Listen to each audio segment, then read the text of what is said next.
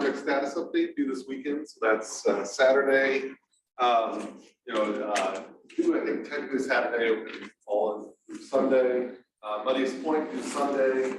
There's the unit assessment for the previous unit, the kind of natural systems unit, Unit G, that is due, I think, Saturday. It also has that 24-hour grace period. And then the next reading is not until a week from today. You should find the reading exercise as well as the proposal that's available. It looks like a longer reading. It's on network science, but a lot of the pages are sort of full-page graphics, and so it ends up being a lot sort of seemingly longer in pages, but I think it reads quicker. And that's and then as I mentioned, as I was sort of forming the timeline for all of the other unit assignments, I originally unit assessment J was going to be folded into the practice assignment or the pre-final exam assignment on all the post-midterm material, just due to timing. When I was doing the kind of calculations, it looked like Unit I, there really wasn't enough time to get you a Unit I assessment, as well as give you time to complete that practice assignment for the final exam before the final exam review period. So I'm folding in questions from Unit I and Unit J into that final exam assessment that'll be due before the kind of the final exam lecture study period. And so it's one less unit assessment than I was originally expecting, but I'm still going to keep the drop 6 policy. So now I think that means that in all we have something like 10 unit assessments over the whole semester, counting the midterm one and the final exam one, but still will drop your lowest 6 if it's currently dropping your lowest 6. So that means that this assignment G that's due, that's the second to last non-final exam one, and then assignment H, then that will be the last one that's just on a single unit. And then after that, it's just going to be the pre-midterm assessment that's meant to sort of be a study guide. That's the one that just like, pre-final exam, that's the one you'll be able to take over and over and over again. It'll take your highest score, and it'll be more points than a normal unit assessment. But again, you can take it over and over again. But every time you take it, it will randomly draw from all the previous units, including units I and J, and give you different questions from it. So it gives you an opportunity to study. It can't ever hurt you to take it because it always takes your highest score. But it's up to you on how you want to use that opportunity. So I think those are the only major timeline things moving forward. Any questions? And just as I've been emphasizing this little status update, you can just take a look at the rubric. It's, for most of you, it might just be a couple of sentences saying, as a reminder, in a sentence, I am demonstrating these principles from the class using this particular type of project. You could say, I haven't had much progress so far, or I've had progress and positive results, or I've had these stumbling blocks. I still plan to continue with this project. Or you could say, I've ended up, maybe we covered a topic that you now found more interesting and generated a new idea. So you can say, well, I now have actually shifted, so I plan to do this other thing. That's fine. I just sort of want to see where everyone is. I'm getting out of an assessment of it. It gives me an opportunity to give you some feedback before everything ends up being due, and just getting kind of an idea of where everybody's sitting. So not a whole lot is required for this, but it is 5% of your grade. So it'll be a very quick thing to turn in, but it will. If you didn't turn it in, then the highest you get in the class is a 95. So it's pretty easy credit. So make sure to turn that in. Okay. So no questions. Right after. So how many people have heard of the prisoner's dilemma before? Okay, yeah, all right. So you're going to see this model presented in probably a lot of other classes if you haven't seen already. It's sort of a common kind of thought model for wrapping our heads around these types of problems. So any thoughts about this chapter? Any reflections? I saw some interesting comments in the perusal. Just try to respond to some of those before we get into the kind of make sure we hit the points that I was interested in. Any general responses or feelings to using these overly simplistic models in this way? All right, well, so I mentioned, overly simplistic. But if we think about the background context here, I mean, we often refer to, complex adaptive systems science or complex systems science. I'm going to underline the science. Or we'll talk about sustainability science.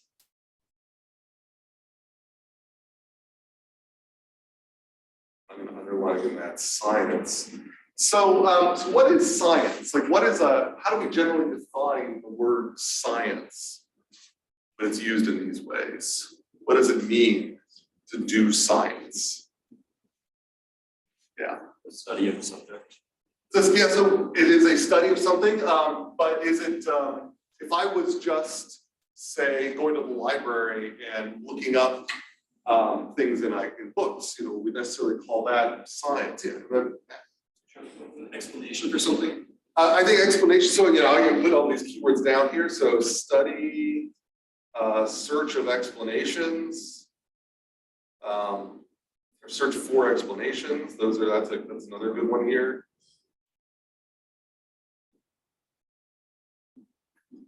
Any other general thoughts about how you might define science if a fourth grader asked you to? I mean, to me, I think the idea, study has to do with building knowledge, search for explanations. Has to do with sort of understanding natural phenomena. So, I mean, to me, what a science is it is building knowledge. And I might go so far to say building, I'm going to put in parentheses, collective knowledge.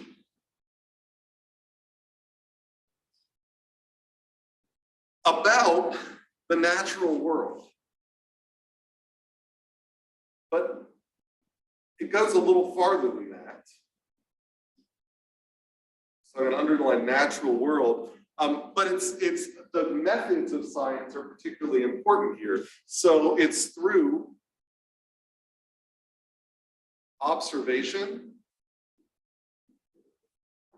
general observation, experimentation,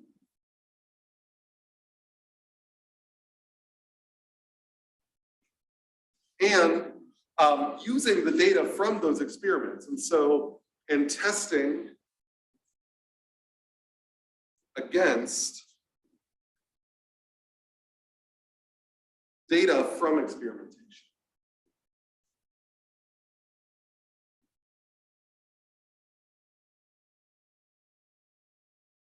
So testing against data from experimentation. So science is a very active process. And that goes for whether we're talking about biological science, we're talking about physical sciences, or sustainability science, complex systems science. There is a process that goes on where we are constantly trying to observe interesting patterns, come up for potential explanations for those patterns, and then test those explanations with experiments that lead us to more observations, which causes this thing to cycle. So if I were to sort of summarize this process and try to set a context for where these simulations and things come into it. So for me, and maybe let's put this on a separate page here, to me, the scientific process, so this is sort of closely related to the scientific method many of you may have sort of memorized at one point. So I'd say this is the scientific process to build collective knowledge.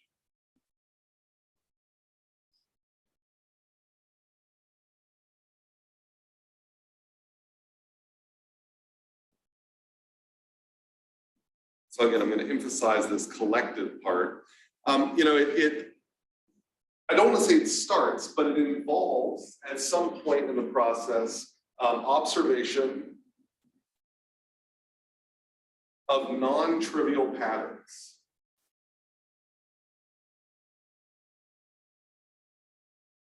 So if we think back to our example with entropy and things like that, that we can explain certain patterns of wealth distributions as being just things you'd expect by random chance. But when we see other patterns of wealth distributions, one person holding all the money or everyone having an equal share of the money, then those are non-trivial patterns. Those are interesting. These sort of make us ask, what's different about this country versus this country? So that's what I mean by non-trivial pattern. It's something where it's non-random. It is something that is different from what you'd expect from some null expectation. So if you take a stats class, a lot of times you hear about testing hypotheses against a null hypothesis. And so that's what we kind of refer to as a statistical hypothesis, which is different than a research hypothesis.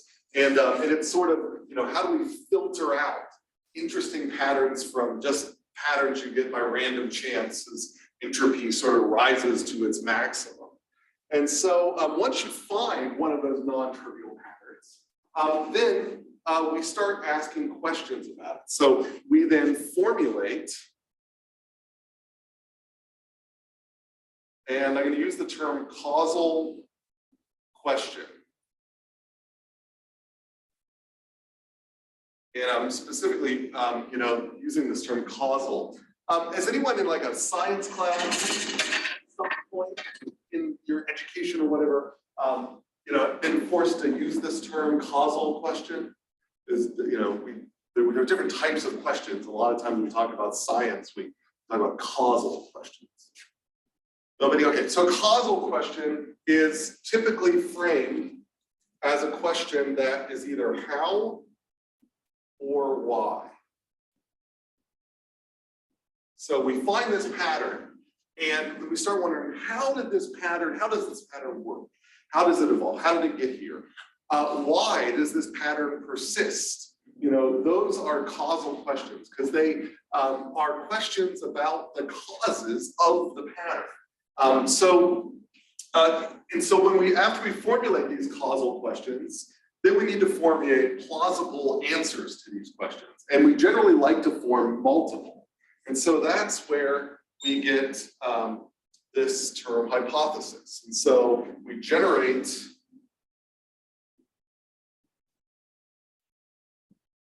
plausible answers.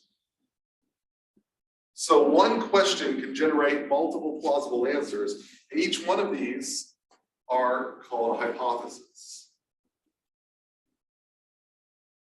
So maybe I'll call these hypotheses. If I look at the word hypothesis, it's got two parts: hypo, which sort of means not quite a, and thesis, which means theory. So a hypothesis, a lot of people say, educated guess or whatever. That's fine. I mean, at this point, we don't have to use the term educated guess anymore. That's sort of we've grown out of that. And so now we want to think a little more sophisticated about hypothesis. When you say educated guess, that's what you say to a fourth grader to sort of say, like, put some thought into a possible answer. That's really about the plausibility of it. But at this point in our lives, we can be trusted to come up with plausible answers. So of course they're educated guesses. The guess is not quite so much of interest. It's that it is it currently has no evidence for it, but it is a possible answer. So it's a possible theory for the causation. It's not quite a theory because we have no evidence to suggest it's the right theory. So that's where the term hypothesis comes from, is it's just under a theory, hypo. It's not hyper, it's not like a super theory. It's like almost there. And this process is the generation of theory. So that's what we'll get to here in a second, is that after we go through this process, if a hypothesis survives the gauntlet of many tests, it becomes a theory. And at that point, we take it for granted. We don't have to test it anymore. But we never take a hypothesis for granted. If it has the hypo, then that means the process is testing. And that's what we want to do. So one question can generate lots of hypotheses. So we start out with a single causal question, which I'll abbreviate CQ, and then we get hypothesis 1, hypothesis 2, hypothesis 3. So, if somebody asks, why are plants green? Then we can come up with a lot of different hypotheses. Some of them can coexist. So we can say at a mechanistic level, why is a plant green? We can say it has something to do with the way the light hits it, so it's something to do with the pigments in it and so on and so forth. That's almost a how type question, how do plants get their color? But then you can imagine another causal question, or another answer to that would be that, well, they're green because that ends up being the color that allows them to gather the most light. And so this idea of like, why aren't they red or whatever, like let us mean that other compounds that could have been used for photosynthesis didn't work quite as well as chlorophyll. So that we have hypotheses at the mechanistic level as well as at the kind of natural selection level. And those can coexist and those can be tested separately. But at one level, at the mechanism level, we can say, why are they green? Well, we can come up with a lot of different possible reasons why they're green. It has something to do with the pigment. It has something to do with maybe the structure of the leaves has little waves on it that when light hits it, it diffracts in a particular way. And it has nothing to do with absorbing light into a pigment. It has more to do with constructive and destructive interference off of a gradation or whatever. And so those are very different ways of saying how you get color. And so then we would have to test that and say, well, under one hypothesis, we have this test would lead this one way. Under another hypothesis, maybe we look under a microscope, then the test would go a different way. And that gives us evidence for one hypothesis over another. So each hypothesis could, as I'm about to get to here, could correspond itself to multiple tests. And these are experiments. And so, there could be multiple of those. And it might be that one test tests multiple hypotheses. So you shouldn't ever, a lot of times, and I'll get to where if-then comes up to play. How many people were ever taught that a hypothesis is an if-then statement? That's wrong. So a hypothesis is not an if-then statement. That's a prediction. A hypothesis is a because, and that's what I'll write up here in a second. You say if I run an experiment, then I get a prediction because my hypothesis. The problem with saying a hypothesis is an if-then statement is that it becomes too tied to your experiment. And ideally, I don't want to say like you don't have a hypothesis about an experiment. You have a hypothesis about why do I breathe oxygen? Well, there's a hypothesis about how oxygen is used. Now, the experiment is like, well, if you deprive a mouse of oxygen, it's going to fall over and die. Well, the hypothesis isn't that if you deprive a mouse of oxygen, it will fall over and die. That's a prediction from an experiment. The hypothesis is that oxygen is used to give animals energy. So that's the hypothesis there. And under that hypothesis, there are a bunch of different tests for that. And one way I could test for that is deprive a mouse of oxygen, see if it dies. Another way I could test for that is have a stationary mouse, a mouse on a treadmill, a mouse just walking around at normal walking speed, and measure the oxygen use of all of them. And under the hypothesis that oxygen is related to energy use, then my prediction would be the stationary mouse wouldn't use as much oxygen, the mouse on the fast treadmill would use a lot of oxygen, the mouse just walking around at normal pace would use a moderate amount of oxygen. And so that's the difference between a hypothesis and a prediction. The prediction's tied to an experiment. The hypothesis is a bigger thing. It's an answer to a question. You wouldn't say, why do we breathe oxygen and answer it with an if-then question. You can't answer why and how with an if-then, but you can test a because with an if-then. And that's what we'll get to here in a second. All right, so yeah, that's hypotheses and the tests. And so now we need to get to what those tests are. But are there questions about that so far? It really gets, especially at the college level, if you go into a class and say a hypothesis and if-then statement, it'll be on a lot of people's nerves because it's a misunderstanding of the scientific process. Okay, so now these tests, we have to do experimental design. So here we need to design an experiment. And this is to discriminate among hypotheses.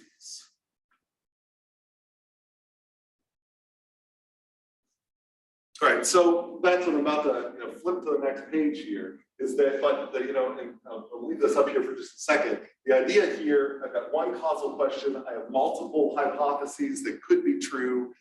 If I design a good experiment, after I run that experiment, the outcome, this hypothesis will make a different prediction for that experiment than this hypothesis and this hypothesis.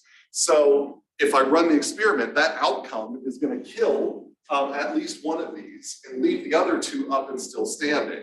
Maybe it kills two of them and leaves only one left standing. Maybe it kills all three. But that's my hope, is that the experiment hopefully will sort of kill these things differentially, so that I go from having this much ambiguity, it could be all of these three, to having less ambiguity after the experiment, so to figure out which one to get rid of. And each one of these tests, each one of these predictions, that's the if-then statement. So let's get to that. So how do we design the experiment? Design experiment to test hypotheses. And that is where we get our if-then statement. And so an experiment is what comes after the if. So if I run my experiment, so this is my experimental setup, comma, then what comes after that is our prediction. Because, and that is where the hypothesis lives. So the hypothesis can be used to justify the prediction if-then, but it is not an if-then statement. It is what comes after the because. It stands alone. It is an answer to a question. And if-then is rarely a proper answer to a causal question, a how or why question. So that's what you just remember, is that this here is an answer to a how or why question.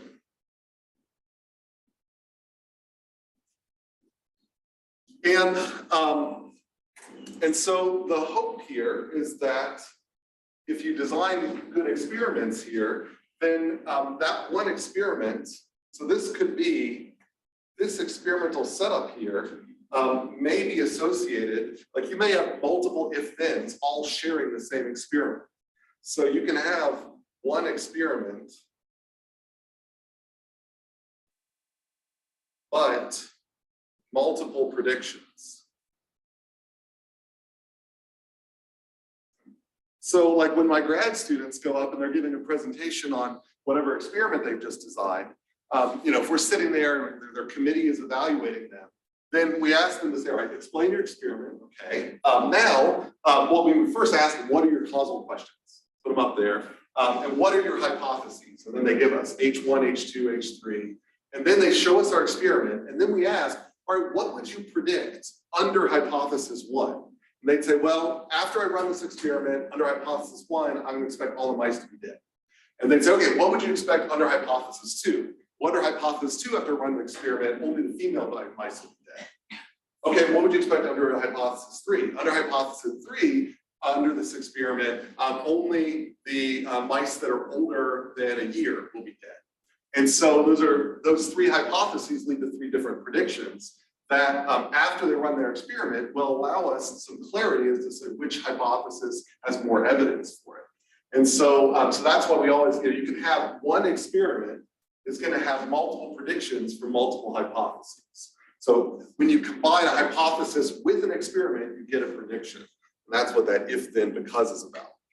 Now, how this relates to the chapter is this experimental setup here, this if. And when we build an experiment, we need to answer another type of question, and that is we need something to help us answer a what if question.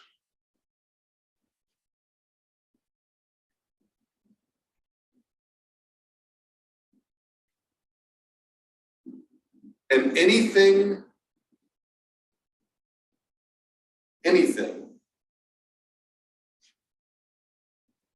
that helps answer a what if question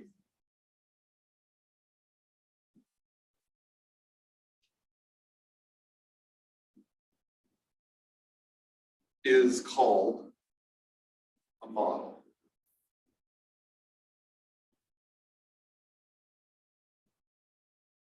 And I'll mention this, and this, even if it's not in the context of a scientific experiment. Why is a fashion model a model by this definition? Any thoughts? Yeah.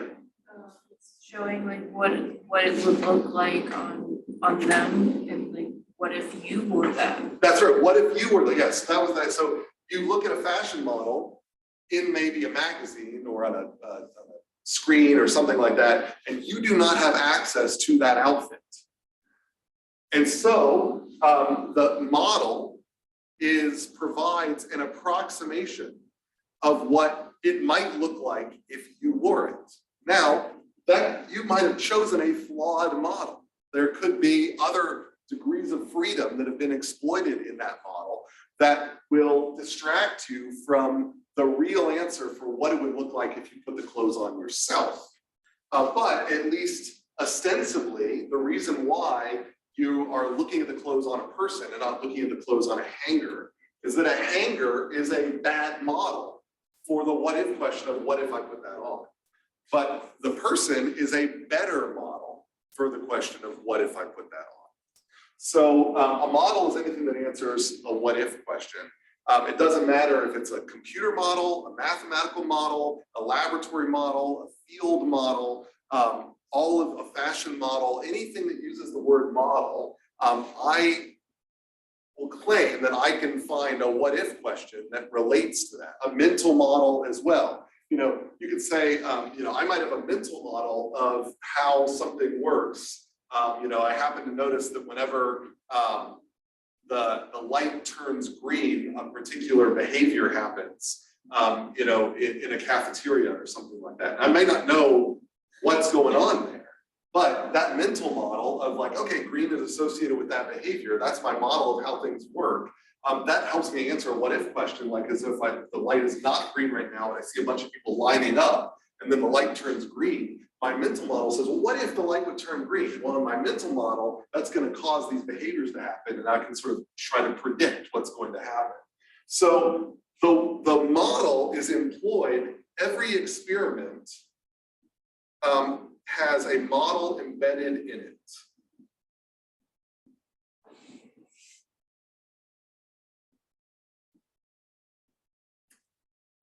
So a laboratory experiment you can't run without a model. A simulation experiment runs on a simulation model. Any experiment you run will need to answer a what if question. What if I subject these mice to low oxygen conditions? Well, the mouse is the model, right? So if I don't have the mouse, then I can't answer that what if question. The mouse helps me, or really the what if question is, what if I subject a mammal to low oxygen conditions? Well, I don't have every mammal, so I'm going to pick a representative mammal, let's say a mouse, put them in low oxygen conditions, and then see what the outcome is. So the mouse itself helps me answer the larger what if question of what happens when you subject a mammal to low oxygen conditions. Now, you might say a mouse is a bad example. There are naked mole rats that live underground in low oxygen conditions that really don't have much of a problem with low oxygen conditions. So if you would have used a naked mole rat, you would have gotten a very different outcome.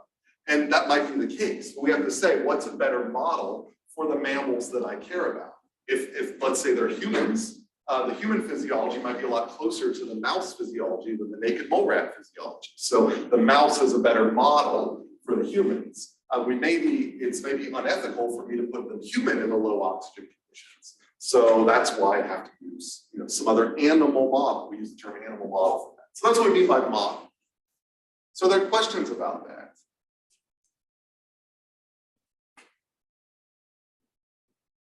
And there's almost no cases I can think of where an experiment, it doesn't matter if you're in the field or whatever, isn't using a model. You might say, well, what if I go out and I'm actually in my system? I'm not like doing a laboratory experiment. I'm actually going out and I'm in the middle of the forest and I am capturing wild animals and measuring how many nuts they've collected or something like that. Well, you're still testing. You're still, you've got some causal question and some hypothesis you're testing. And you're claiming that your choice of field site is a model for the larger question that you're asking about all temperate rainforests or whatever. So you happen to go to one temperate rainforest region, and you're kind of assuming that all of the little ground squirrels that you collect there are going to be a model, a good model for the way ground squirrels behave in the rest of the temperate rainforest. So even though you're out in the middle of the, you aren't really controlling much of anything, it's farthest thing from a laboratory. It's certainly not a computer simulation. It's still a model because it is a model of the larger scope that you're making an inference about, which is like all of temperate rainforests, for example.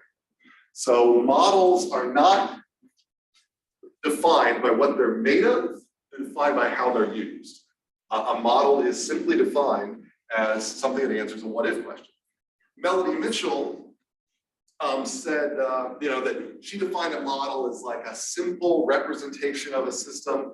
That's fine. All models will typically be that way.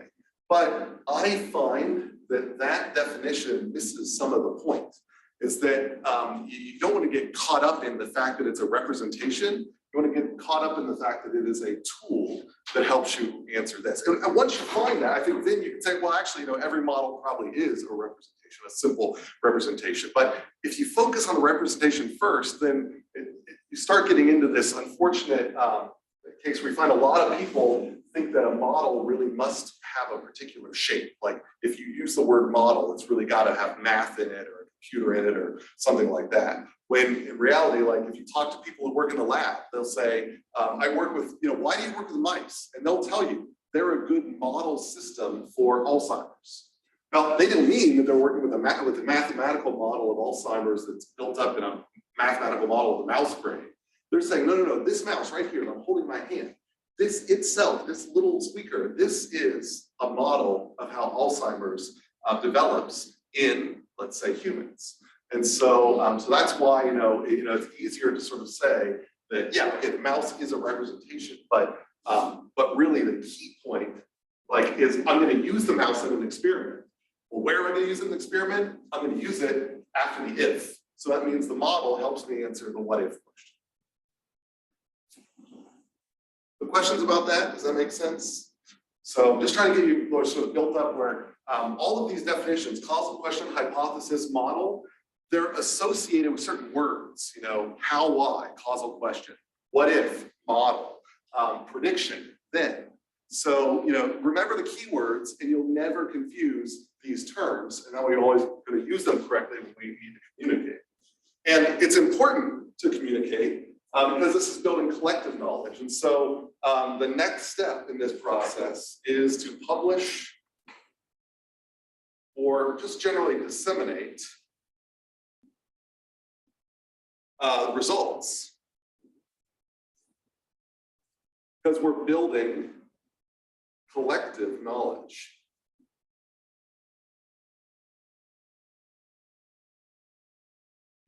There are people that say, don't, if you do the most beautiful experiment in your garage and you don't share it, that's not science.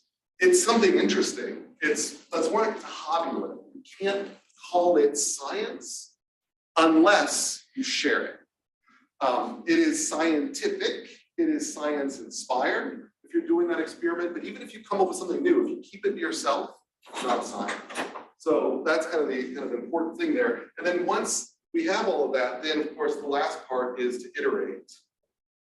And because our experiments may have led to more observations. And those more observations may lead to new questions and potentially new hypotheses. And it might be that our experiments led directly to new hypotheses because we rejected all of our old ones. I guess I could draw this arrow this way. So the new questions lead to new hypotheses, and the experiments themselves lead to new hypotheses. And that's sort of what we now kind of call the scientific process, as opposed to kind of the scientific method. And if you do that over and over again, like, so ideally you come up with a cool hypothesis, like, natural selection, Darwin came up with it, just a hypothesis, and then, and his first test of it was like, if under the assumption that natural selection is true, then it could say, if I go to the Galapagos Islands, or rather I'd say, if I observe a bunch of birds with different beak sizes on different islands, then under natural selection, I might expect then to find seeds that correlate in size with their beak sizes. And if that didn't happen, so it didn't look like the beak sizes were being driven by function, that would sort of be evidence against natural selection. But that's what he found, is that, there were the island that had all big beaked birds had all big seeds. The island that had all small beaked birds had all small seeds. And so that fit the prediction that comes from combining natural selection with the experimental model of the Galapagos Islands. So he was using the Galapagos Islands as a model system for thinking about natural selection writ large, over the world. And so that was the first evidence for natural selection. That kept, going on over and over and over again. And so if a hypothesis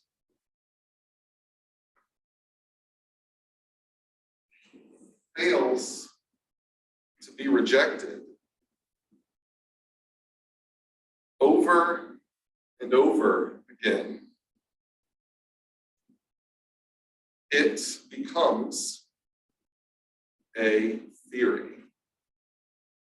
Basically, you drop the hypo. So the not quite A goes away. It just becomes a thesis, a theory. And so what's the difference? A hypothesis is something that needs to be tested. A theory is something that has been tested so often that we stop putting effort into putting more tests into it. And unless we have a strong reason, like a really novel test case. And then we start taking it for granted. And so once we can take a theory for granted, we can build new hypotheses. So, maybe they're smaller scale hypotheses, but those hypotheses can stand on a foundation of that theory. So under the assumption that this theory is correct, then we can build these kind of smaller scale hypotheses about, so like right now we have hypotheses about how things evolve that depend upon natural selection being taken for granted. But the process of then how things actually, separate out, maybe you get convergent evolution somewhere and not convergent evolution elsewhere and all those sorts of things, those are other hypotheses still being tested. All of them take the theory of natural selection for granted.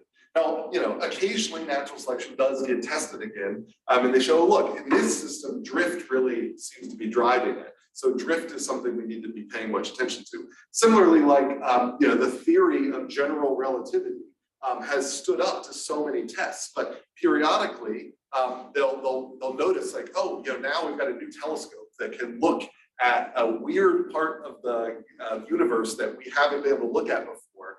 And that sets up a new experiment that is outside of the realm of the experiments we've currently used to test general relativity. So let's look there. And that suddenly demotes general relativity for a short amount of time to a hypothesis that's under test again.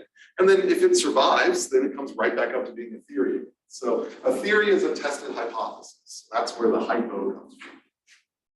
Does that make sense about the derivation of these words and these terms? Yeah. So where's the distinction between the theory and the law?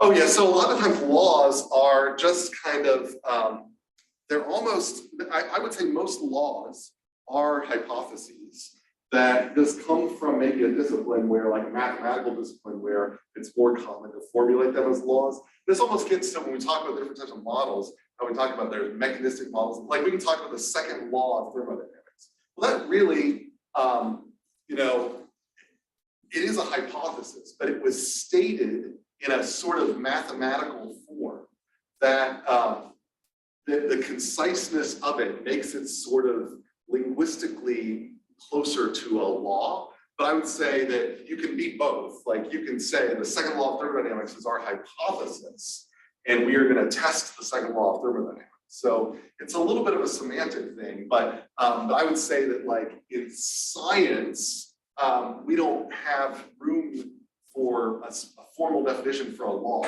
But in mathematics, then very often laws become useful because they help us sort of bootstrap proofs and things like that. So a law is like a type of entity which, when filtered through the lens of science, can become a hypothesis that'll be tested and then a theory. So Maxwell's laws now are a theory for how light travels through space or how electricity travels through a wire. But initially Maxwell's laws had to be tested. But they're laws because of kind of the formalism of how they're written. Okay. Other questions? And then also laws kind of, they're almost sort of phenomenological. Like they're not based necessarily on a mechanism.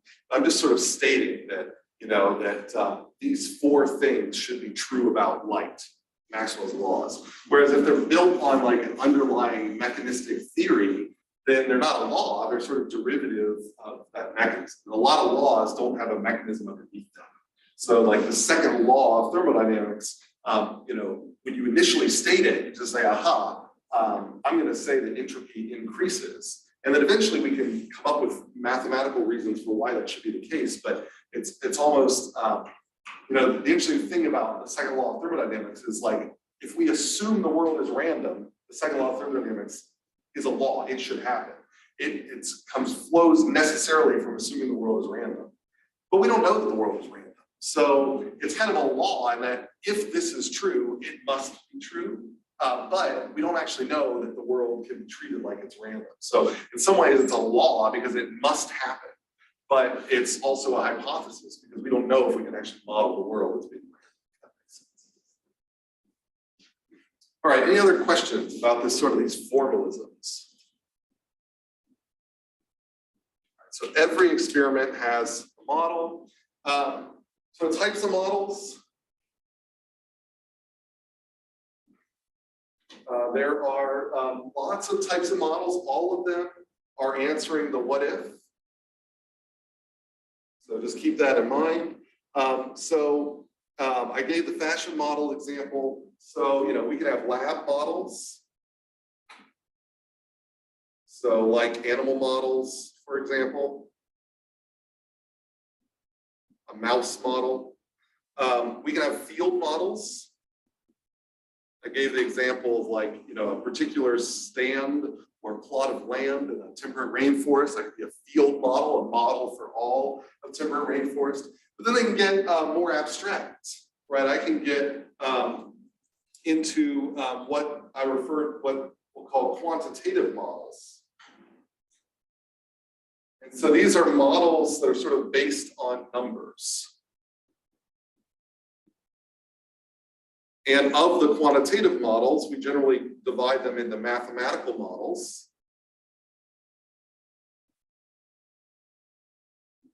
and computational models. So these are like simulations. So you can almost think of this as like, this is SOS to 11 and this is SOS to 12. If we're to kind of map those to different classes.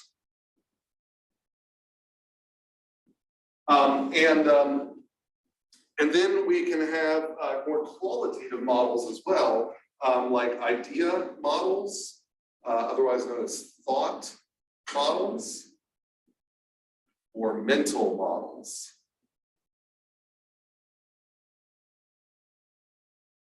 And I mean, so for me, and so these are things that, you know, we use to make decisions. Or generally kind of make sense of the world. And so they're, you know, they're these stand-ins for complex systems that, you know, like our brain is bad at kind of doing the numerics, but at the end of the day, we have to make a decision, and that decision will ultimately come from the way we feel about our observations and how those are filtered through our model of predictions of what's going to happen when we do this decision. So based on all of the information that I have from other models, I'm updating my mental model to then make a decision because I think my mental model tells me that what if I did this decision, some good thing will happen. And so because of that, these external models here are sometimes called you know, transitional objects. And that term comes from this idea that I have a mental model and I'm not sure if it's right. So I'm going to put it in an external model. I'm going to build a physical model, a gearbox, a simulation, a piece of math that captures all of the information I have in my mind. It may be information that you have in your mind, and your mind, and your mind as domain experts, so we can merge them together in this boundary object that brings us all together across our many different disciplines. And then we're going to run that thing and see if it matches up with what we thought. And if it doesn't, we have to update our mental models before we make our decisions. And so external models cause us to transition our mental models from one state to the next, which is why sometimes they're called transitional objects.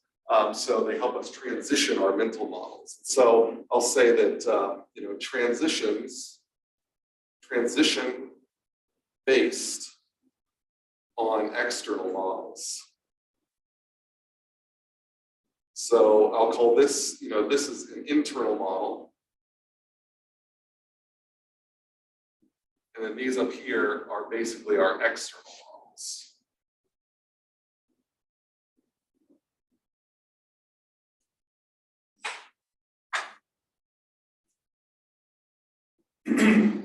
And so with that, in order to sort of, like I mentioned, transitional objects, they're meant to be experienced. They're meant to be shared amongst each other. You work on them in teams. You bring them to the public. You say to sort of explain yourself. And so when we talk about quantitative models, then you know, we can say there's three uses for quantitative models.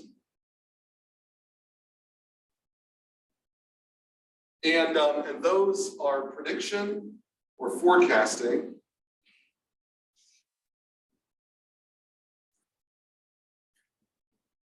So I'll say prediction or forecasting.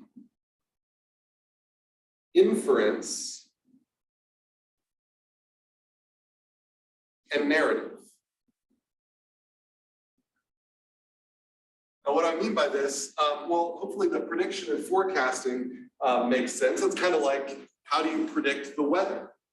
There's no mental model that can predict the weather, at least not probably to any good precision or accuracy.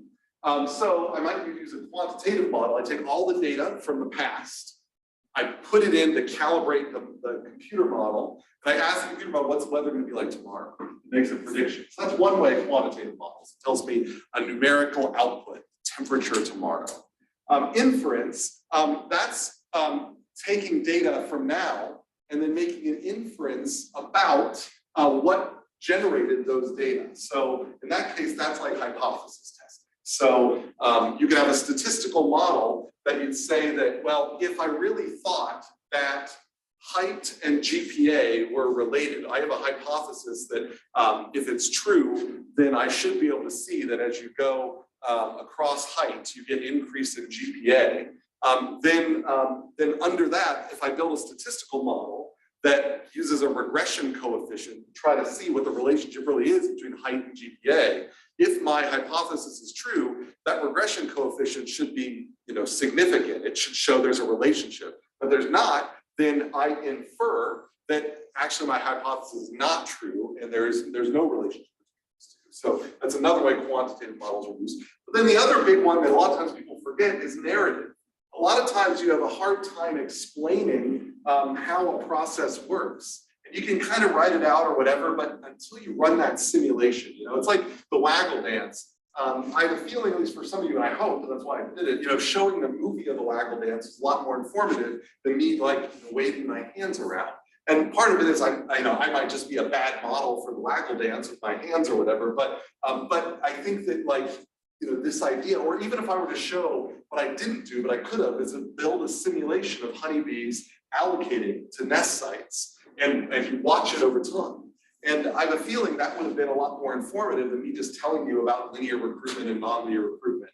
And so narrative is like, it may not actually be helping us make a prediction or make an inference. It's helping us tell a message that is difficult because it's quantitative, because it's complex. So we build simulation models often to express ideas. That happened a lot during COVID, when we were trying to explain to people about how disease spreads through populations and all that. A lot of the websites, the news websites out there, would employ little models that were embedded within the web pages that you could play with parameters and try them out. And that was because they were trying to learn about COVID through the web, through the news site. It was because they're trying to communicate complex quantitative ideas to someone without using words. So there's kind of the three ways that we use these quantitative models.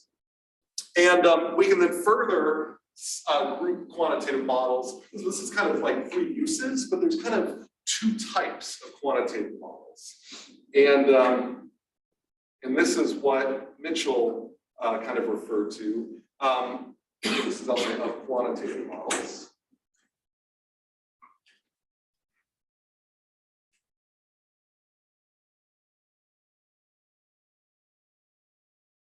And the first type is a statistical or phenomenological model.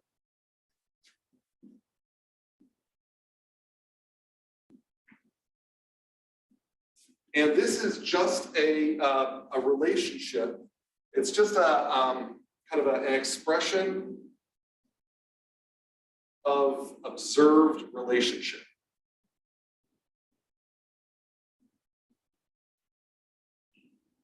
And so Mitchell gave an example of Newton's law of gravity.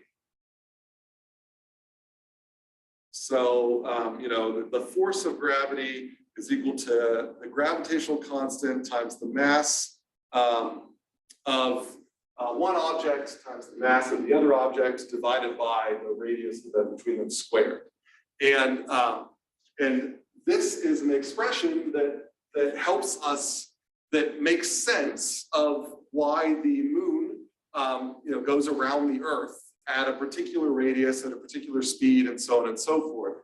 You can get that from Newton's law of gravity, but this law is really just an assertion of a relationship. Newton was criticized because he had no mechanism. He just sort of said, this is it. And they said, and in Newton's day, they said, Isaac, that's crazy, because if you just blink the moon out of existence, you're saying that instantaneously the tides would notice, like that. There would be information would travel instantaneously over that huge distance, and suddenly we go from high tide to, you get these reverberations or whatever. And Newton said, hey, I have no basically it was sort of a cop-out. He said, to me, there's no evidence about what mechanisms of gravity could possibly be, and it would be bridging into philosophy for me to assert some mechanism. So the best I can do, and the best you and you and you and you can do, is this, a phenomenological model. So it's just an assertion of a relationship.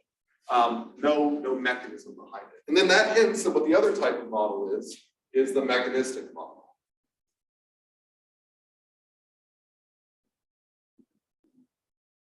And I think Melanie Mitchell's example was Einstein's theory of general relativity, or GR. And if you've not taken a physics class or talked about GR, basically, without getting into details there, what Einstein provided was a potential mechanism.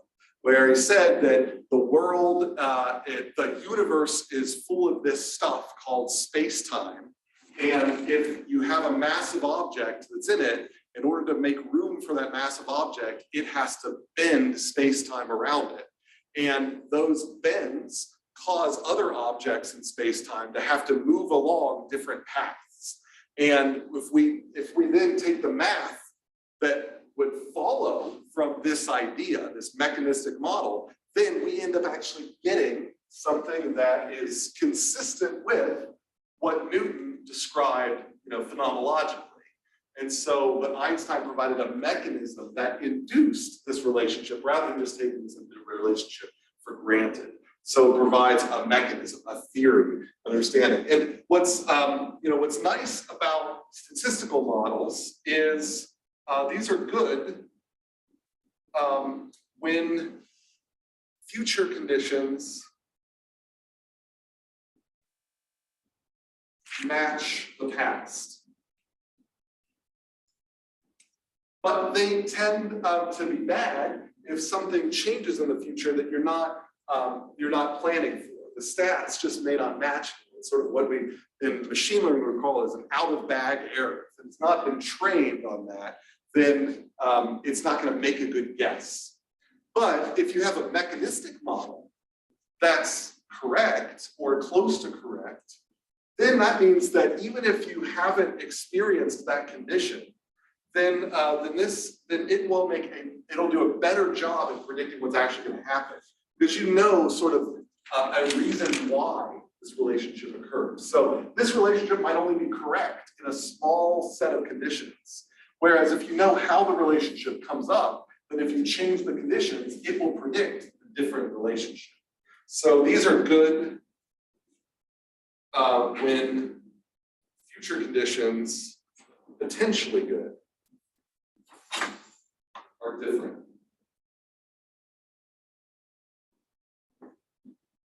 Because there's an underlying theory.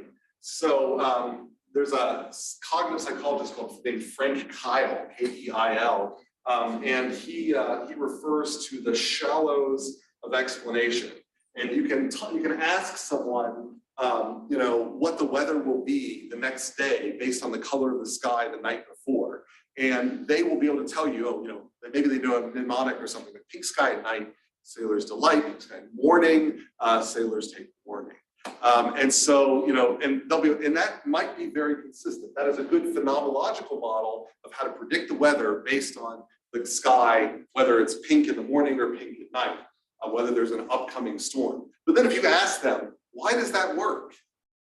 Or why does high tide move every 13 hours? They might know that high tide moves every 13 hours, or that you get a high tide every 13 hours, not move, but they still don't understand sort of why, because it's a very shallow explanation. So this is sort of a shallow explanation, and this is a deeper explanation. That's what a mechanistic model is. But of course, deeper explanations can be fundamentally wrong too, so it isn't guaranteed it's going to be good when conditions are different, but it at least provides you a way to deal with conditions.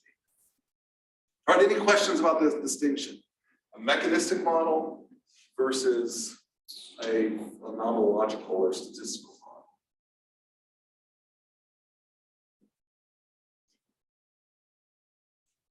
Okay. All right, well then, so all this sort of preps us for is so when we want to study complex social systems, these are systems where we would like to investigate kind of hard problems, but it's really difficult to experiment on human-like social systems in a lab or even in the field. There's so many confounding things. It's hard to, there's controls, there's ethical issues. So we would like to sort of build simplistic models to give us general principles that we can kind of build on and then eventually use to test in real systems. But we need to start somewhere, and that's kind of where these things like this iterative prisoners dilemma came from. So if we talk about the evolution of cooperation, this is a particular problem that has been important to a lot of people. John Maynard Smith, but we're focusing on the contributions here primarily of Robert Axelrod. When I was an early master's student, his book called Evolution of Cooperation that he wrote with John Smith was the first book my advisor had me read. So yeah, it's sort of fundamental, and it's a classic, and so on. And so I mean, the idea here is that cooperation is weird. It doesn't make a lot of sense why it should happen. Supposedly natural selection has a lot of evidence against it, or I'm sorry, for it, but the idea of natural selection is that every individual is out to maximize its own fitness. So why would there be genes inside that individual that potentially could give up on individual fitness to help someone else increase their fitness? Now, one possibility is relatedness. And this is kind of helps explain like the social insects, because we can sort of imagine that, yeah, I can have my own offspring, but if the genes in me are also expressed in my sister, then a gene for helping sisters is probably, it's either going to try to get me to reproduce, or that gene for helping sisters is just going to help my sister. And if my sister reproduces, her offspring will have the gene for helping sisters as well. So if we're closely related, if we have the same genes, then that solves one, the evolution of cooperation. It just, yeah, you cooperate with others that, you have genes for cooperating with others that have the genes for cooperating, and that helps explain how those genes could spread through related individuals. But you're only going to help related individuals then. So the conundrum is that what about unrelated individuals?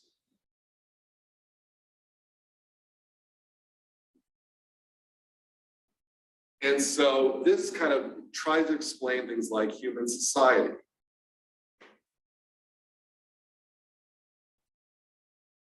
Now, of course, there can be mutualistic outcomes, like right now, let's just say, for the sake of argument, that I'm helping you somehow by teaching.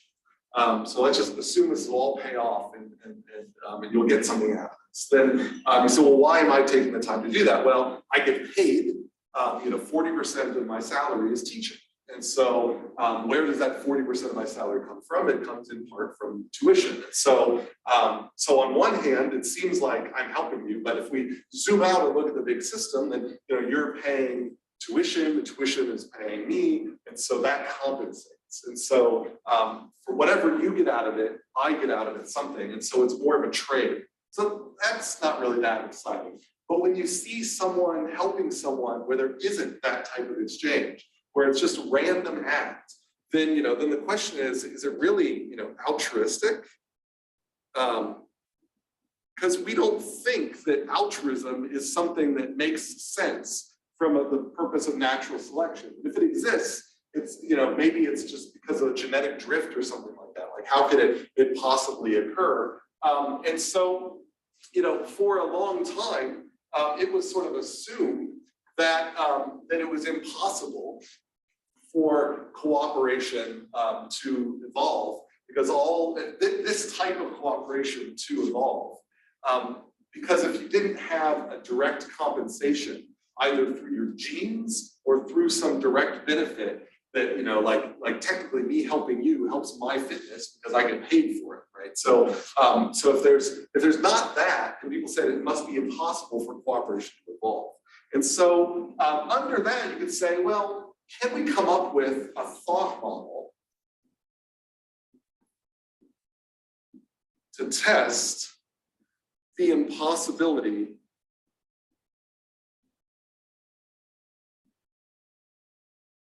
of the evolution of cooperation among unrelated individuals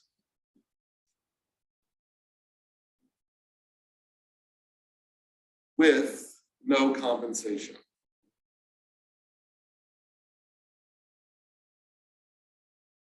that's sort of the question there. So it is the case that the prisoner's dilemma is super simple. And that's what actually meant to be a benefit of it, because if we can show in this super simple model that cooperation can evolve, then okay, fine. But if we can show that it can, then we can start saying, okay, can it evolve in our world as well? And now, then that pushes the question back to say, what's different between our world and what's going on in the prisoner's dilemma? And if we understand those differences, then we can say, can we start redesigning our world to be a little bit closer to the conditions where cooperation worked in the prisoner's dilemma? And that gets into, we call it mechanism design. So, how do we incentivize a system? How do we set up conditions so that people are more likely to cooperate? And that's sort of where this kind of simplistic model kind of comes from. And so, the prisoner's dilemma.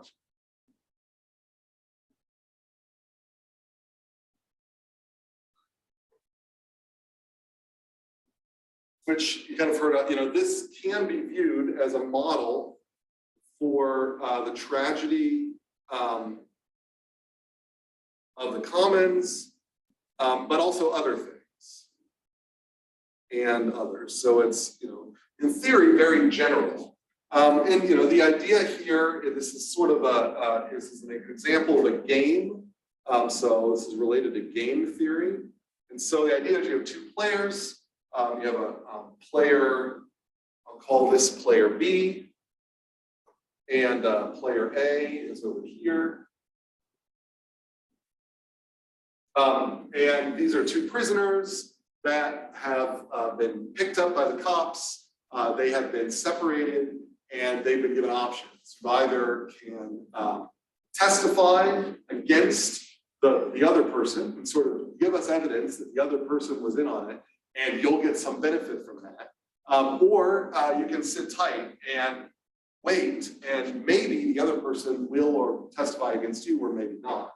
And so both players have choices. They can either stay silent, so silence is one option, and testify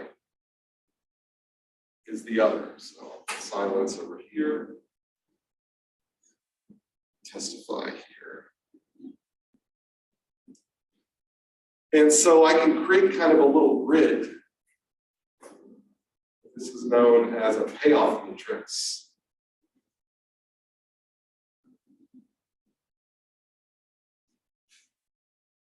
And for every outcome between the two of them, there's a payoff to each of them that can be different. And so I'm going to separate these boxes like such.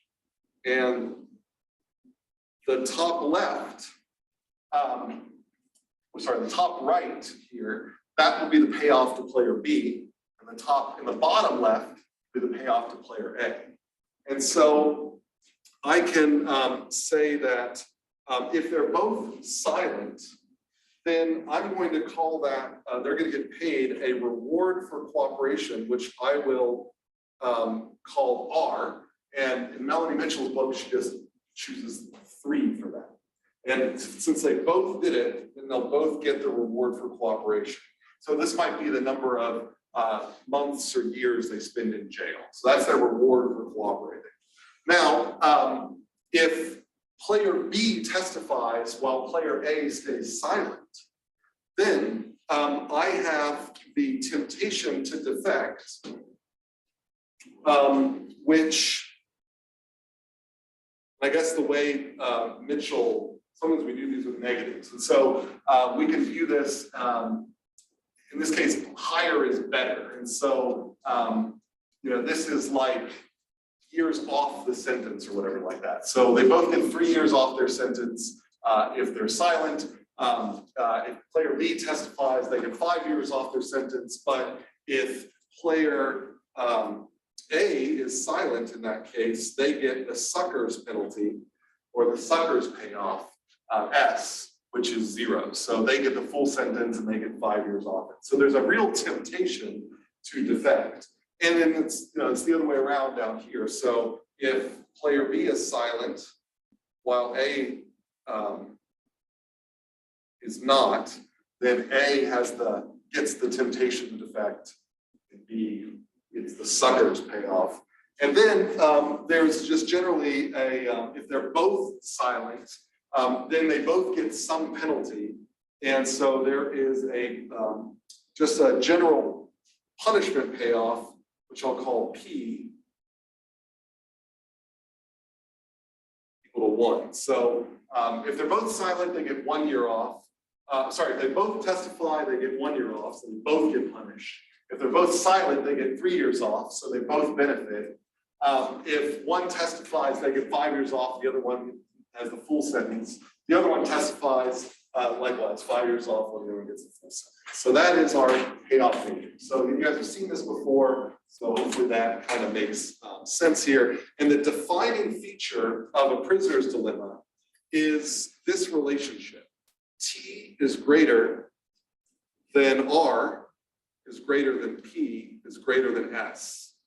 You can set up other payoff matrices that have different relationships there, and those become different games.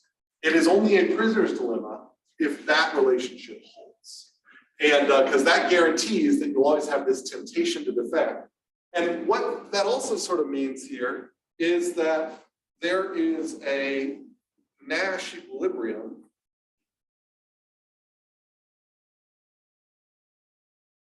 which I'll mention maybe here in a minute, but we'll talk about next time in a more general context here, where the Nash equilibrium is where no player can do better with a unilateral movement.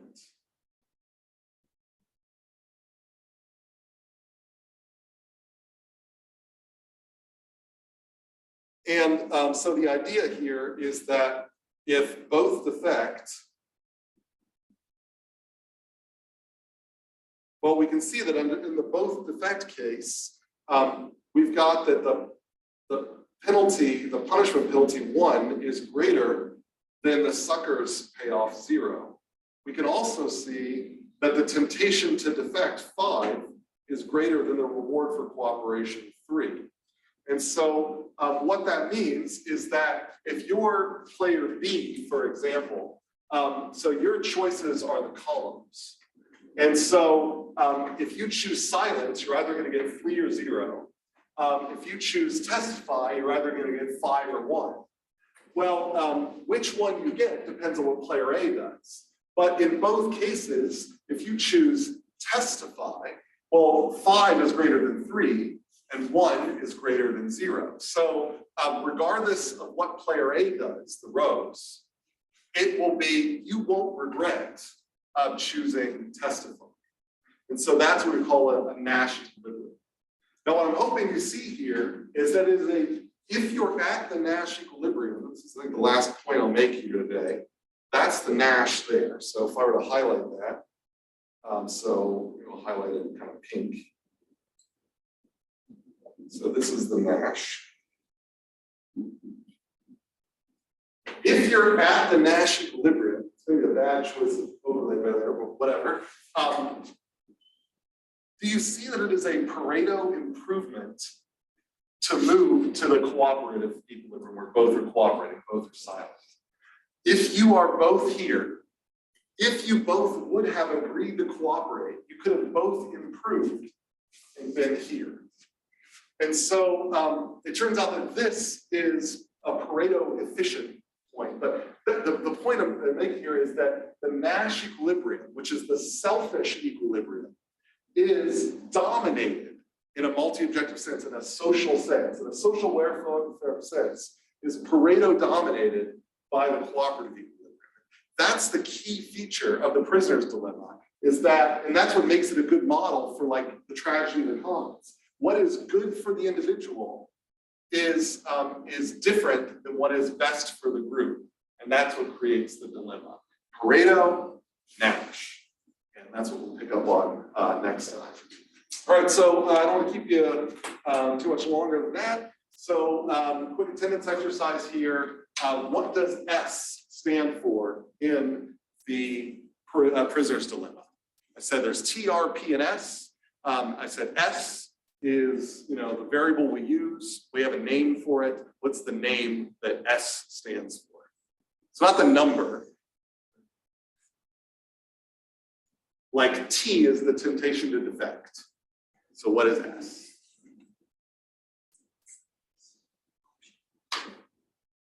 And if you have any other questions or whatever, feel free to come up. Otherwise, don't forget about the weekend stuff, the status update, and the next reading is on Thursday. So on Tuesday, we're going to be talking about game theory kind of more generally. And I'll probably pick up and like summarize the key things that Axelrod found about iteration and how that relates to relatedness. Thanks for your time.